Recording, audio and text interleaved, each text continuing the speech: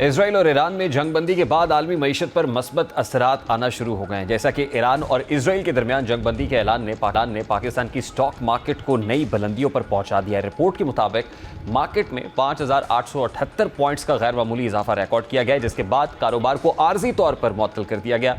Stock exchange management की जानिब से जारी बयान में कहा गया कि इंडेक्स में 5% से ज़ायद इजाफा होने के बायस कारोबारी सरगर्मियां 1 घंटे के लिए रोक दी गई।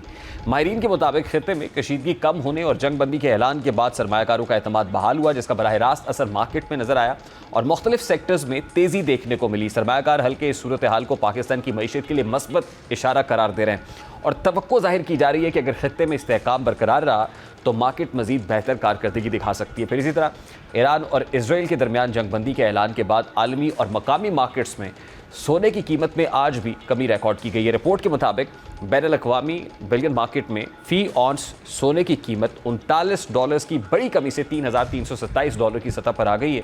आलमी मार्केट में कमी के बाद मुल्क में फ़ी तोला सोने की कीमत भी $3,800 की कमी से $3,54,365 की सतह पर आ गई है। इसके अलावा फ़ी 10 ग्राम सोने की कीमत $3,258 कम होकर $3,03,810 की सतह पर आ गई है। फिर इसी तरह ईरान और इसराइल के दरमियान जंगबंदी ऐलान के बाद आलमी मंडी में खाम तेल की कीमतों में बड़ी कमी देखी गई है। ईरान और इसराइल के दरमियान जंगबंदी ऐलान के बाद आलमी मंडी में खाम तेल ब्रेंट की कीमत मजीद 3.71% गिर गई, जिसके बाद खाम तेल ब्रेंट की कीमत $68.83 फी बैरल पर आई है।